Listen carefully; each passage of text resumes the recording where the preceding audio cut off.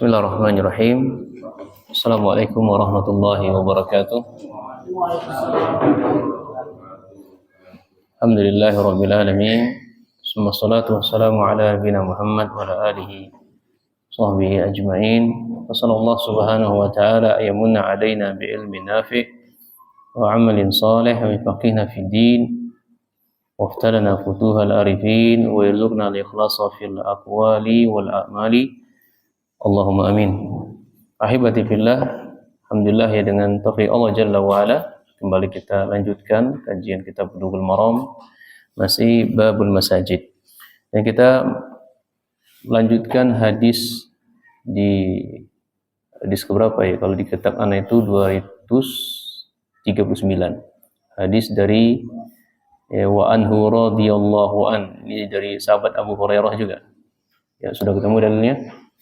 Sudah ya? Dan minta tolong Bang, tolong dibaca dulu Bang.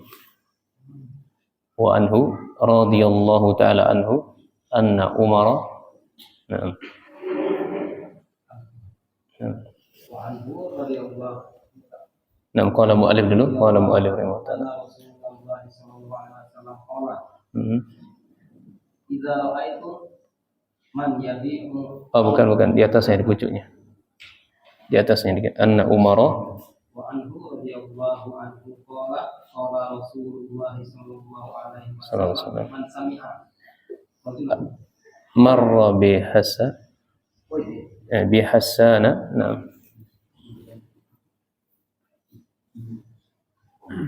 Wa anhu anna Umar radhiyallahu anhu marra bihassan yunsidu fil masjid. Nah.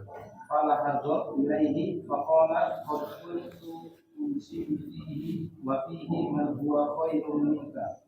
Muttafaqun alaihi. Nah, Abu Yus, tolong dibaca artinya. Teman-teman boleh dikasih arti di situ ya. Langsung dikasih arti di situ. Juga dari beliau berkata Rasulullah SAW bersabda, man sami'a rajulan. Bukan itu enggak. Bukan man sami'a. Di atasnya lagi. Marra bi Hasan bin Sabit. Di atasnya enggak ada di situ. Enggak ada. Hah?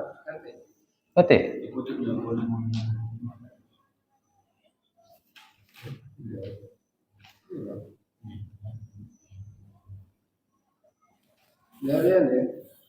Masya Allah, berarti ada dibuang terjemahannya kalau memang nggak ada. Dari Umar, sahabat Abu Hurairah, Umar bin Khattab di situ. Saya kalau nggak diterjemahkan ada salah cetak kayaknya. Coba ini.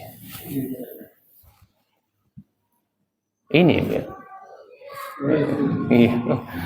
Kasih ditandai yang kemarin sudah dipelajari, ditandai. Juga dari beliau Abu Hurairah radhiyallahu anhu anna Umar radhiyallahu anhu. Baca terjemahannya.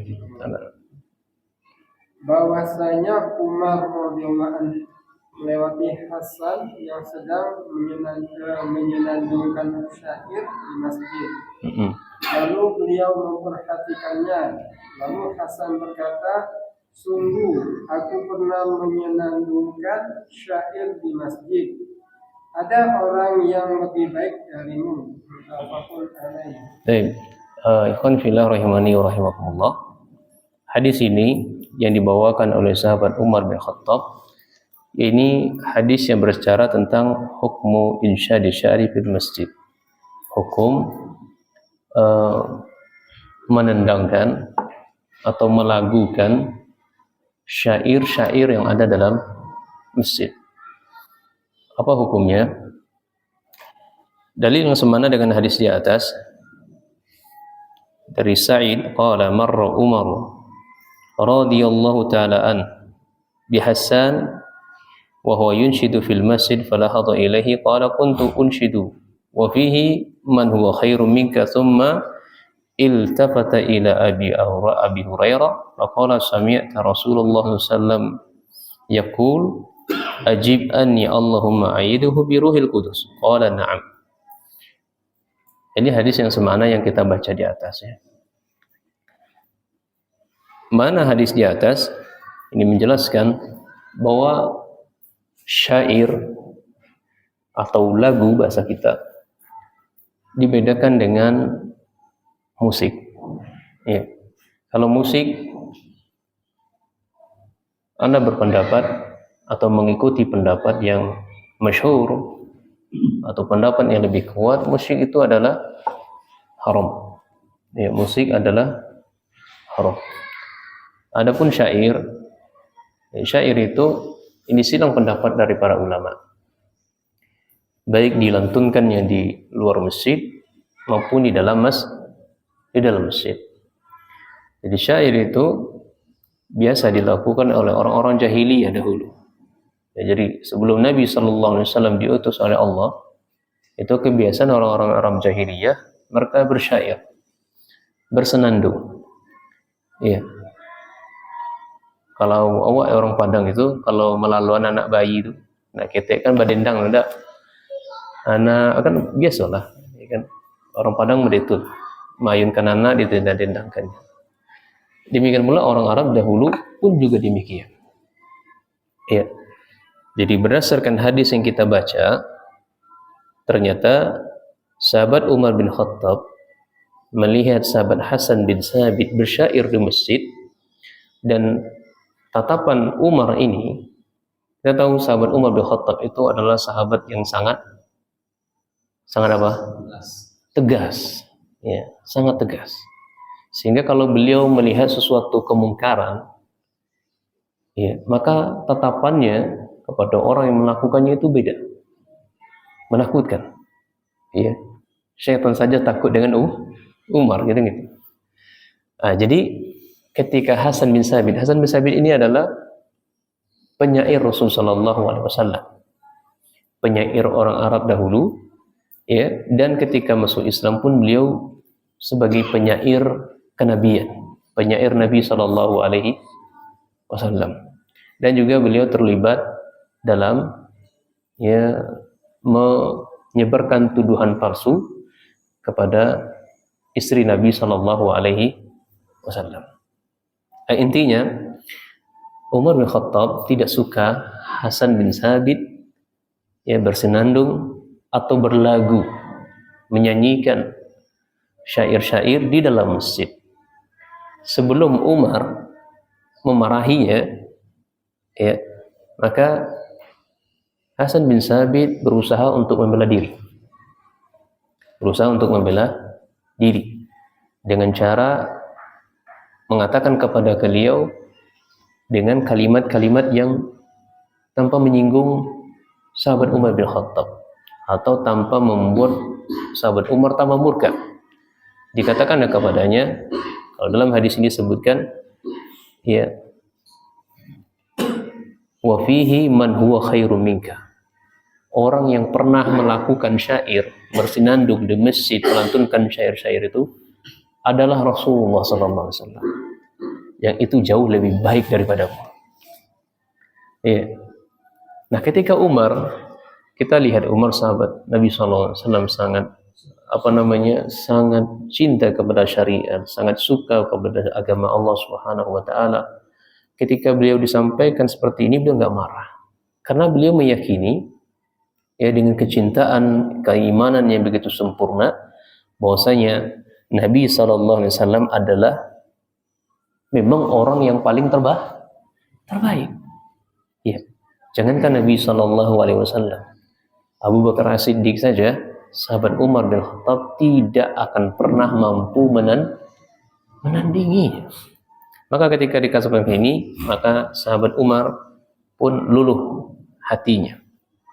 Kemudian di riwayat lain, ternyata sahabat Umar menoleh, ingin melakukan perbandingan, ingin ngecek benar nggak sih hujahnya Sabit ini, Hasan bin Sabit ini.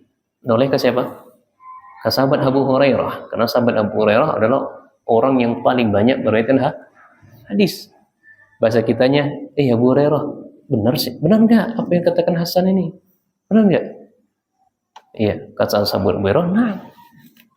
Iya, Nabi SAW pernah bersenandung, ya, menantunkan syair di dalam masjid. Iya. Maka terlepas dari ini, ikhwan sekalian, ya, terlepas dari perselisihan dari para ulama, ya, para ulama itu ketika menghukumi syair itu ada yang mereka menghukumi haram, haram. Kapan hukumnya haram? Dilihat dari dua sisi. Jadi syair itu hukumnya haram dilihat dari dua sisi. Dari sisi pertama, dari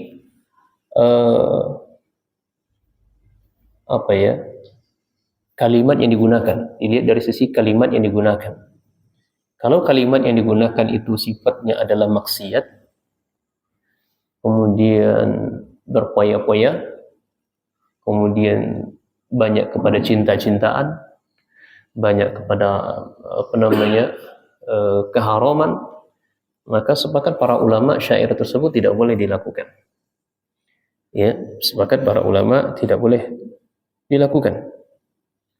Kemudian dari sisi pelaksanaannya, kalau syair itu dilantunkan di masjid, mengganggu orang yang ada dalam masjid. Ya, orang sedang sholat, Allahu Akbar, baca ayat Al-Quran, ya, sholatnya baca Al-Quran, kemudian dia menendangkan syair, maka orang yang sholat akan terganggu. Kalau terganggu, hukumnya haram. Iya. Alasannya adalah ada sebuah hadis dari Rasul SAW yang mananya ketika seseorang sedang membaca Al-Quran bil jahar, dengan suara yang keras, kemudian ketika datang seseorang sholat di sampingnya, maka orang yang membaca Al-Quran ini diperintahkan oleh Nabi SAW yaqra'u bisir, hendaklah mereka membacanya dengan pelan, sir. Maka istinbat para ulama, Al-Quran saja diperintahkan oleh Nabi SAW bacanya sir di samping orang yang sedang sholat Al-Quran. Min babil aula, maka jauh lebih tidak pantas lagi selain dari Al-Quran. Maka termasuk syair di sini, maka tidak boleh.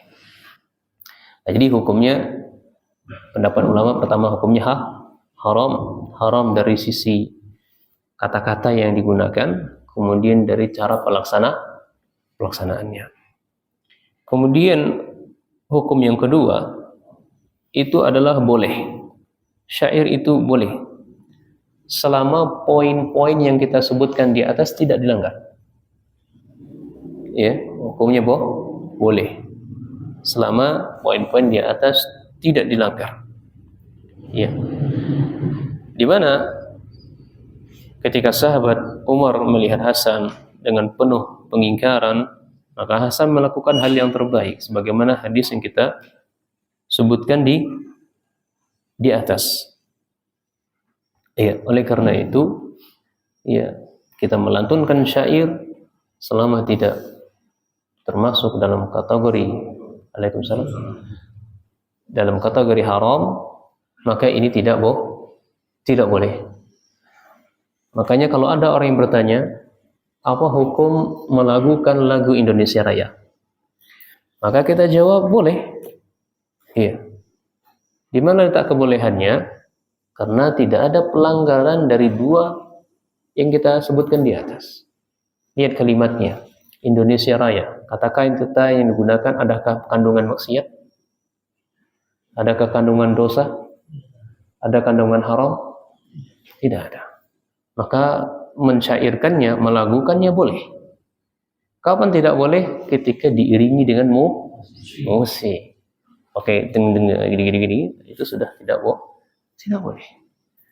Ya. Dan lagu-lagu kebangsaan yang lainnya, selama itu tidak ada pelanggaran syariat, maka itu boleh saja untuk seorang bersyair. Dan banyak riwayat-riwayat ketika Nabi SAW melakukan perjalanan safar. Ya, ketika perjalanan safar dengan para sahabat-sahabat yang lainnya, agar perjalanannya itu tidak terasa, intinya enjoy, santai, nggak begitu kaku. Maka sahabat-sahabat mereka bersyair, ya, mereka bersenandung.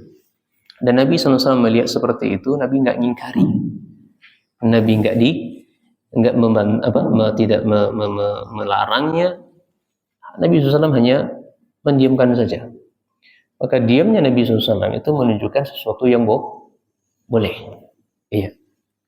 Demikian pula ketika Nabi SAW dalam sejarah disebutkan ketika membangun Masjid Nabawi alaihi salatu wassalam, mereka para sahabat bersyair, bersenandung. Tujuannya buat apa?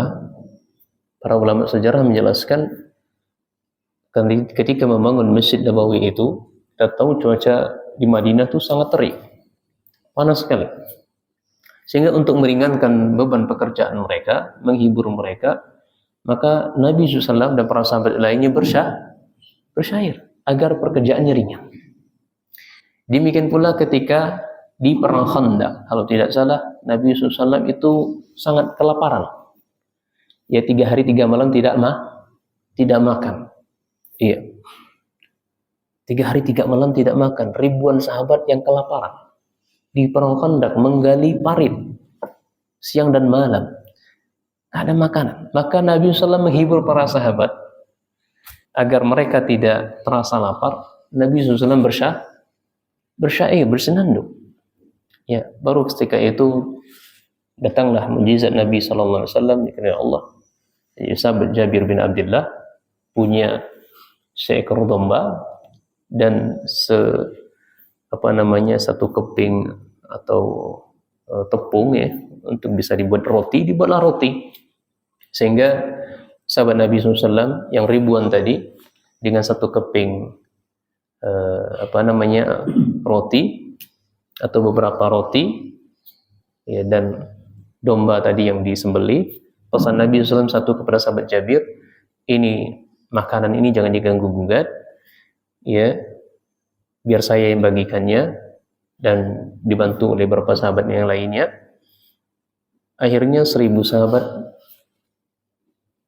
makan dengan kekenyangan, dan Nabi SAW dan para sahabat yang membagikan waktu itu pun juga merasakan kekenyang, dan masih tersisa untuk keluarga Jabir.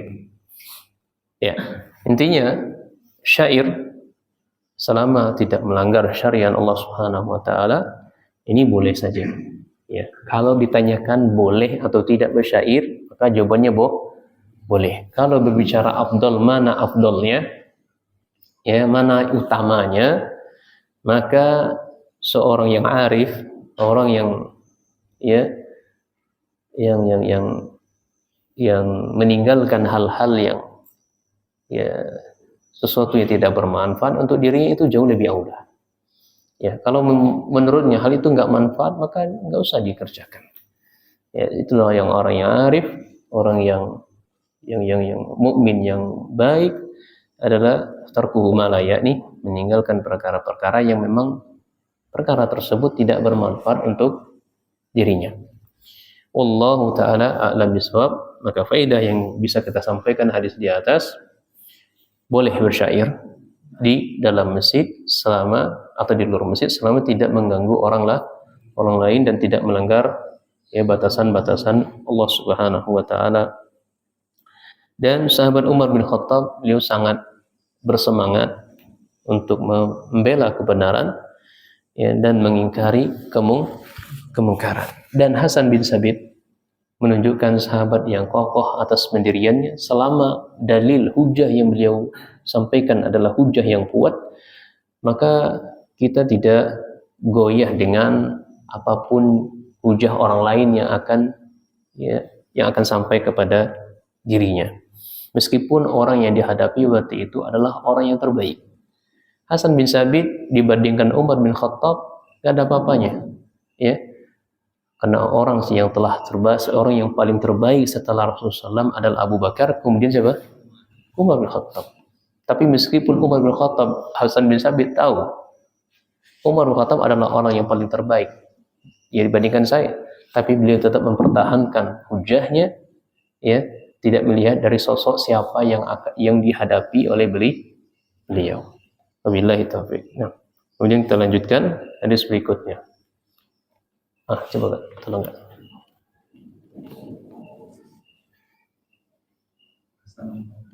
Oh iya. وأنه قال رسول الله صلى الله عليه وسلم من سمع رجلا ينشر ضالة في المسجد فليقل لا ردها الله عليكم فإن المساجد لم تبنى بهذا رواه مسلم. Nah, hadis ini hadis yang berbicara tentang hukum al-insyadi dhallati fil masjid. Ini hukum mengumumkan barang hilang di dalam masjid. Maka berdasarkan hadis ini, Nabi SAW mengatakan, man sami'a rujulan, siapa di antara kita yang mendengar seseorang mengumumkan barang hilang di masjid. Ya, diinformasikan atau cek.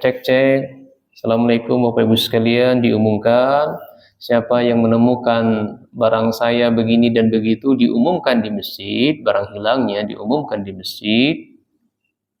Ya, maka katakan kepada dia. Artinya apa? Orang yang mendengarkan orang yang mengumumkan tadi. Sampaikan kepada dia, radallahu alaika. Ini doa keburukan. Doa buruk oleh Nabi SAW kepada orang yang mengumumkan barang yang hilang tadi. Ya, semoga Allah tidak mengembalikan kepadamu. Fa inal masajida lam tubna lihada. Karena Allah membangun masjid ini tidak dibangun untuk membangun, ya, mengumumkan barang-barang yang hilang. Ya. Hadis yang semana dengan hadis di atas dari sahabat Buraidah, tadi sahabat Abu Hurairah, anna rajulan nasyada fil masjid faqala man da ila jamalil ahmar faqala Nabi sallallahu alaihi wasallam la wajadta innama buniyat masajidu lima buniyat lahu. Ya, hadis Muslim juga. Seseorang mengumumkan barang di masjid, dia mengatakan, siapa yang bisa menunjukkan saya onta merah?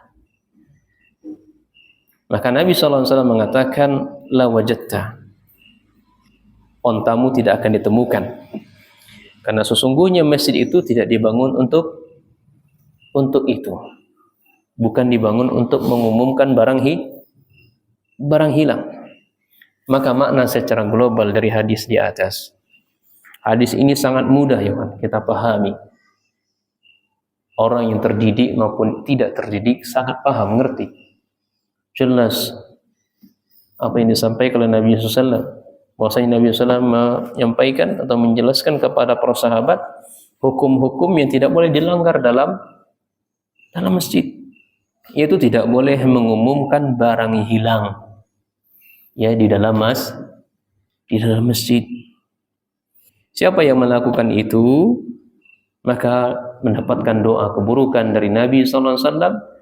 Kalau doa Nabi SAW pasti makbul. Iya. Dan doanya ini, masya Allah, semoga Allah tidak akan menemukan barangmu. Karena bangunan masjid itu dibangun bukan untuk mengumumkan barang di masjid. Kita mengumumkan hewan, mengumumkan uang, pena, atau benda apa saja. Diumumkan dalam masjid. Maka dia mendapatkan ancaman dari Allah.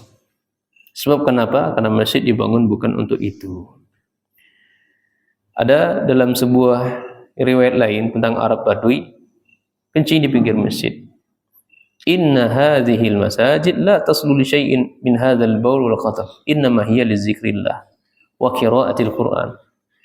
Jadi penulis di sini seperti Shalih Utsaimin ya membawakan hadis ini sebagai penguat. Masjid itu dibangun untuk berzikir kepada Allah, membaca Al-Qur'an. Ya, bukan untuk melakukan sesuatu yang kotor. seperti kencing, bukan pula untuk membuang hal-hal yang buruk, kotoran.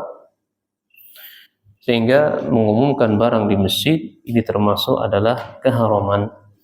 Hukumnya haram. Mengumumkan barang hilang di masjid adalah haram. Faedah yang kita bisa ambil dalam hadis ini adalah wujubu ta'dzibil masajid wa siyanatiha amma la yaliqu biha. Jadi wajib kita mengagungkan masjid dan menjaganya dari hal-hal yang tidak pantas untuk masjid. Iya.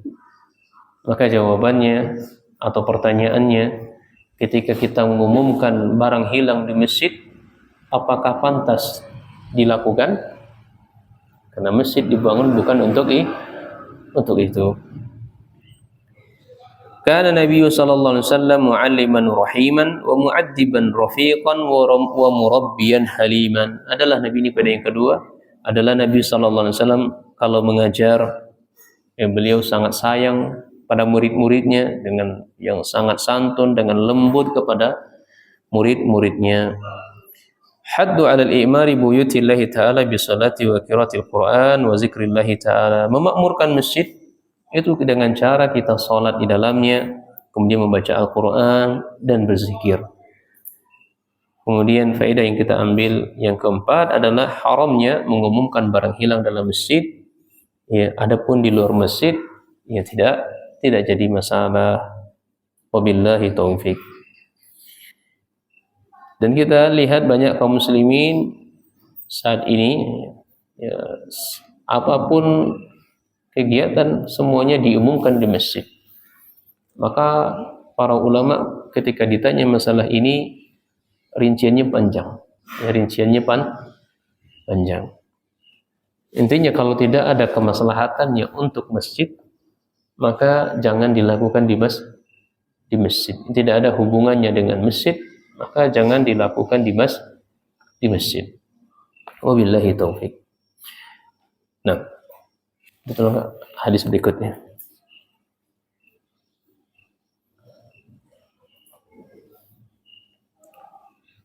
Wa anhu anna Rasulullah sallallahu alaihi wasallam qala idza ra'aytum man yabi'u aw yabta'u fil masjidi aqulu la arba'allahu tijarataka rawahun nasa'i wa Tirmizi wa hasanahu. Baik, Bu Yes, karena Bu Yes satu sendirian ya punya terjemahan, so, baca Bu Yes. Juga dari beliau bahwa Rasulullah SAW bersabda, apabila kalian melihat orang yang menjual atau membeli sesuatu di masjid, maka katakanlah semoga Allah tidak memberikan keuntungan pada perdaganganmu. Diriwayatkan oleh An-Nasa'i dan At-Tirmizi dan beliau menghasankannya. Hadis ini hadis yang berbicara tentang hukmul bai'i wa syira'i fil masjid. Ya, apa hukum jual beli di dalam masjid? Sebagaimana yang sudah kita dengar artinya tadi, orang-orang yang melakukan jual beli di masjid, ya, atau transaksi jual beli atau promosi barang dagangannya di dalam masjid, maka mendapatkan doa dari Nabi SAW, la arbahullahu tijaratak. Allah Subhanahu wa ta'ala tidak akan pernah memberikan keberuntungan sama sekali kepada dagangannya, baik kepada zat dagangannya maupun dari kemanfaatan dagangannya. Ya, dagangannya tidak berkah, keuntungannya tidak akan manfaat untuk dirinya. Ya. Hadis ini sangat hadis hasan ya. Ya, hadis yang semana juga nah Rasul sallallahu alaihi wasallam al-syira' wal bai' fil masjid. Lebih tegas lagi. Ya, Nabi sallallahu alaihi wasallam melarang transaksi jual beli di dalam masjid. Ya. Hadis Ahmad dan Abu Dawud dengan sanad yang sahih. Maka makna secara global dari hadis yang kita baca, Nabi sallallahu alaihi wasallam sangat tegas melarang melakukan transaksi jual beli dalam masjid. apapun bentuknya. Seperti misalnya seorang mengatakan, ya saya punya beras, ya kamu mau nggak? Iya, kalau dia mengatakan iya, maka ini termasuk transaksi. Iya. Atau seseorang, wih bar ini bagus nah, HP kan online Shopee, di Shopee transaksi apa, wah bagus barang ini, mana antum pilih mana, bagus nah, kamu mau checklist, maka ini termasuk haram. Iya. Atau yang semisal dengannya, di sini banyak sekali Syekh Utsaimin ya mencontohkan. Wahai fulan, apakah kamu punya barang ini? Iya, saya punya. Kalau gitu, kamu mau beli nggak? Iya, saya mau beli. Ini disebut transaksi jual beli. Karena transaksi jual beli itu tidak memiliki sighah. Apa sighah? Bentuk akad, ya, atau ucapannya itu tidak dibuat standar konkretnya nggak dibuat oleh syariat. Selama terjadi akad, kamu punya barang, saya beli, saya jual barang, saya menerimanya, apapun bentuknya, transaksinya, maka dilakukan dalam masjid, maka hukumnya haram. Ya, oleh karena itu, apapun transaksinya, jual beli, promosi, mengiklan, dan seterusnya dalam masjid, hukumnya haram. Kenapa haram? Larangan Nabi jelas, tegas Nabi SAW melarang ya para sahabatnya untuk melakukan seperti itu. Ini menunjukkan jangan dilakukan, jangan dilanggar. Siapa yang melanggarnya, maka dia melanggar perintah Allah Jalla wa Ala. Kemudian selain dia melanggar perintah Allah Jalla wa Ala, dia mendapatkan doa kemurkaan dari Nabi, atau doa tidak berkah dari Allah Subhanahu wa taala. Allah tidak akan pernah memberikan keberuntungan kepada dagangannya sedikit pun, sebagaimana firman Allah Subhanahu wa taala, fama rabihat tijaratuhum, sama sekali dagangannya tidak dibuat beruntung oleh Allah. Luar biasa.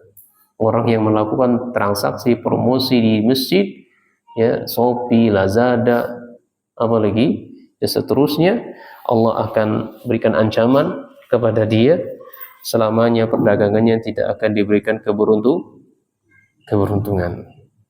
Iya, kesimpulannya, masjid sekali lagi dibangun untuk ibadah mutlak, itu bukan untuk urusan dunia, iya, bukan untuk jual beli. Oleh karenanya, siapa saja yang berbicara dalam masjid bukan perkara ibadah, yang berbicara yang kaitannya atau unsur duniawi di masjid, hukumnya haram. Ya, di masjid hukumnya haram. Siapapun yang transaksi dalam masjid, maka akadnya tidak sah. Yang pembeli mengembalikan barang tersebut kepada penjual, dan penjual mengembalikan ganti rugi kepada pembeli. Jika mereka tetap mau transaksi, maka diizinkan di luar masjid. Karena Nabi SAW pernah bersabda, an Aisyah radhiyallahu taala anha, ma balu unasin yashtarituna syurtan laysa fi kitabillah, man ishtarata syartan laysa fi kitabillah fa huwa batil, man ishtarata mi'ah syartan wa in ishtarata mi'ata syartin syartullahi ahaq wa awsaq. Ini banyak kita lihat, ya, orang-orang itu membuat banyak sekali syarat-syarat. Ya, memang al-muslimu ala syurutihim, seorang muslim itu terikat dengan syarat-syarat yang dibuat. Tapi dilihat syarat yang dibuat itu apakah melanggar kitabullah atau melanggar sunnah Rasulullah SAW. Kalau syariat itu melanggar kitabullah dan sunnah Rasulullah SAW, maka syaratnya batil, tidak dianggap, tidak sah syarat yang dibuat. Ya, meskipun syarat itu tertera di materai 100 kali syarat begitu, maka tidak sah. Syarat Allah, aturan Allah, ketentuan Allah itu jauh lebih berhak untuk diikuti, ya, dan jauh lebih ausak untuk kita tegakkan, lebih kuat untuk kita tegakkan. Maka ihun sekalian, ya, kita sebagai para penjual, pedagang yang hari ini, atau bos-bos punya karyawan, tolong di cross check lagi syarat-syarat kepada anak buahnya, karyawan-karyawannya. maka syarat yang kita dibuat itu melanggar kitabullah, melanggar sunnah Rasul, maka syarat yang dibuat gugur, batal, wajib dibuat syarat ulang. Ya, wajib dibuat syarat ulang.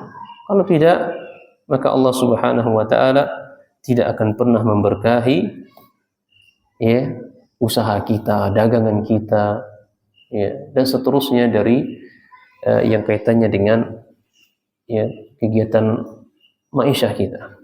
Wabillahi taufiq. Sehingga para ulama ketika menyampaikan hadis ini memberikan kesimpulan, ya, zakaru alul ilmi annahu la yanbaghi liman lahu hirfah ay yajlisa fil masjid yumarisa hirfatahu. Ya, para ulama ini faedah ya.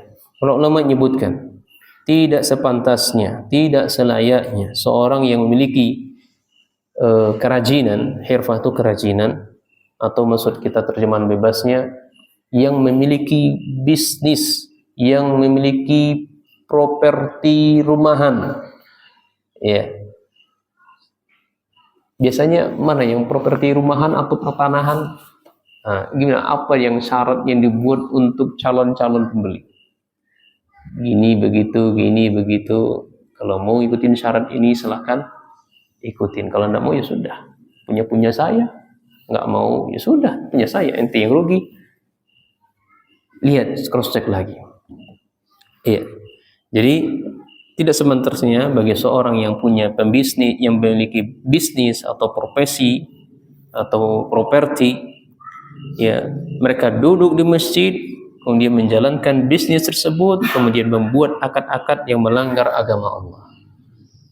Kemudian al-zahirul hadis annahu yajibu ala man sami'a man yabi'u yashtari fil masjid ay yaqulu lahu jahran la arbahallahu tijarataka fa innal masjida lam tubna li bai' wa syira. Ini tegas Nabi sallallahu. Kalau kita melihat orang yang transaksi di masjid, mengiklankan barangnya di masjid, mempromosikan barangnya di masjid, melihat orang seperti itu, katakan kepada dia, daganganmu tidak akan diberkahi oleh Allah, bisnismu tidak akan diberkahi oleh Allah, tidak bermanfaat untuk dirimu dan anakmu, karena masjid tidak dibangun untuk jual beli.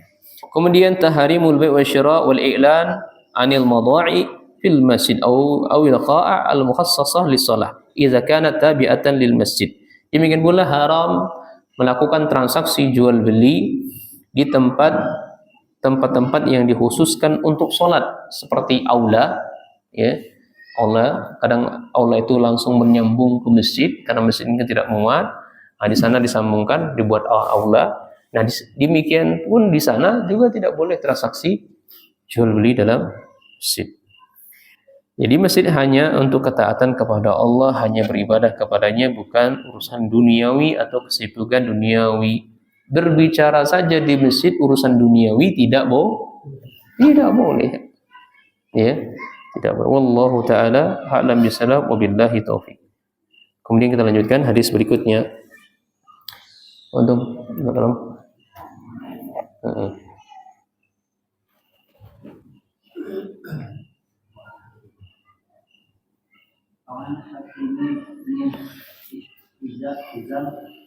عن حكيم الحزامي قال رسول الله صلى الله عليه وسلم لا تقام الحدود في المساجد ولا يستقام فيها.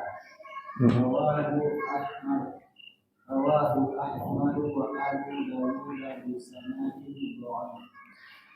Ya, nah, jazakallahu khair. Jadi hadis ini hadis yang berbicara tentang nahyu an iqamatil haddi fil masjid, larangan menegakkan hukum had di dalam masjid. Ya, hukum had itu apa? Ya, seseorang melanggar aturan Allah, maka ditegakkan hukum kepadanya.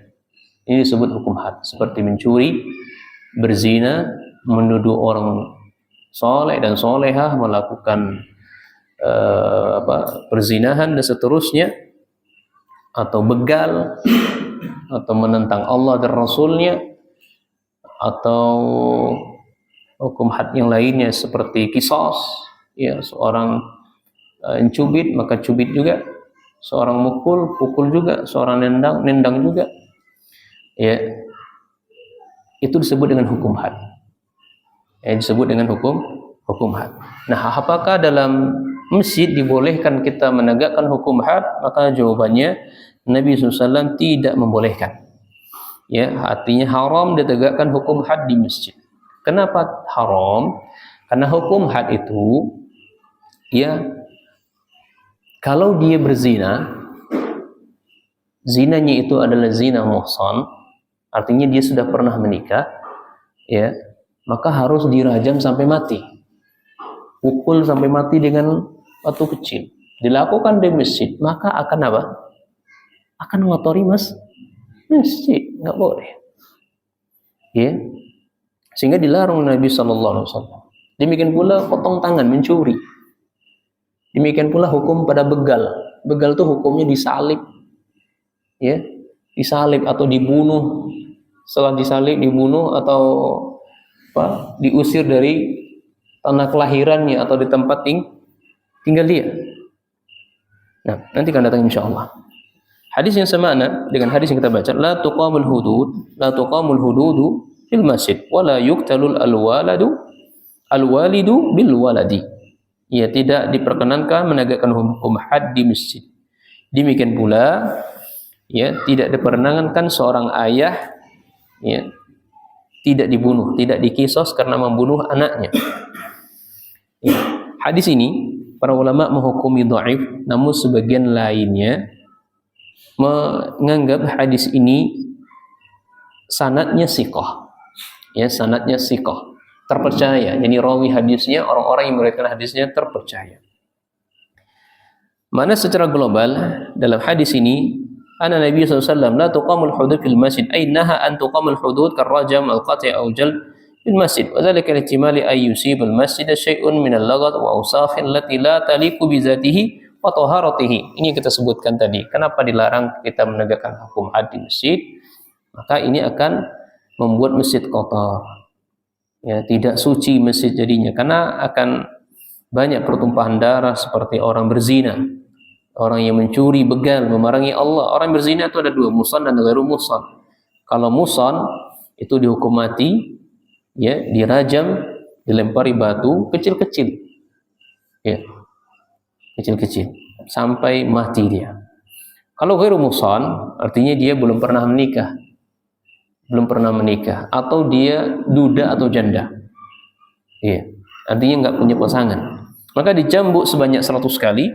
Setelah itu diasingkan 1 tahun, baik laki-laki maupun perempuan. Namun pembahasan ini sangat panjang, tidak di sini bahasannya. Demikian pula sariqah, pencurian pun juga sama, ya, dipotong tangannya. Berapa nisabnya? Nisabnya itu adalah 1/4 dinar dari emas. 1/4 dinar dari emas. Ana minta tolong deh, sekarang harga emas itu berapa 1 gramnya? Berapa harga emas? Ada 2 juta 1 gram. Berapa emas sekarang? Ada 2 juta atau 3 juta? Kita mainnya apa di sini? Suku, ya.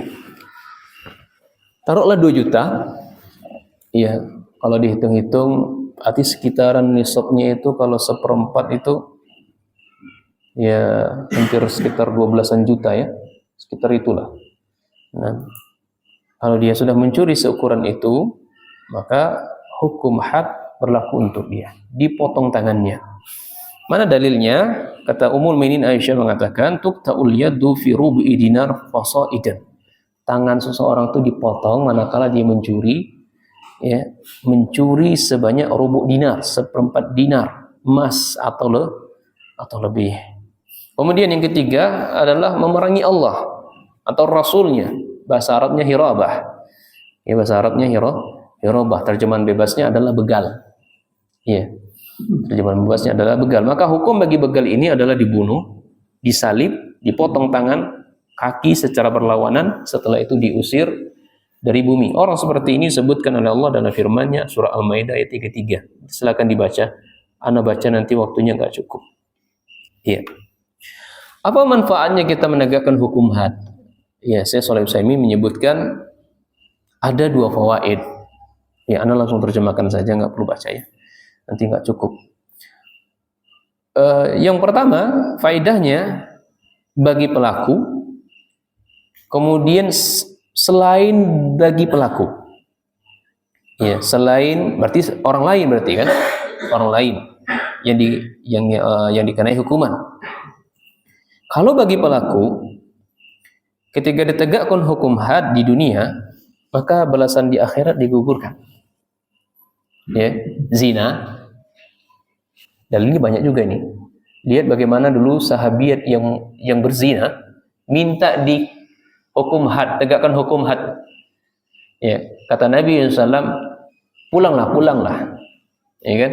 Sampailah dia, Nabi SAW perintahkan dia untuk melahirkan. Sudah lahir, dibawa lagi anaknya. Ya Rasul, ini anak saya sudah saya lahirkan. Tegakkan hukum had kepada saya. Ya, kata Nabi SAW, nak pulanglah dulu. Susuin anakmu sampai 2 tahun. Kemudian sudah susui anaknya 2 tahun, dibawa lagi kepada Nabi SAW sambil membawa segenggam roti. Ya, kata dia, ya Rasulullah SAW, ini anak saya sudah besar, sudah 2 tahun, sudah saya sapi. Tuh, sekarang dia sudah pegang roti di tangannya. Tegakkan hukum had kepada saya. Maksud Nabi melakukan itu apa, Ikhwan? Ya cukuplah gitu loh. Ya, cukup engkau bertaubat. Iya.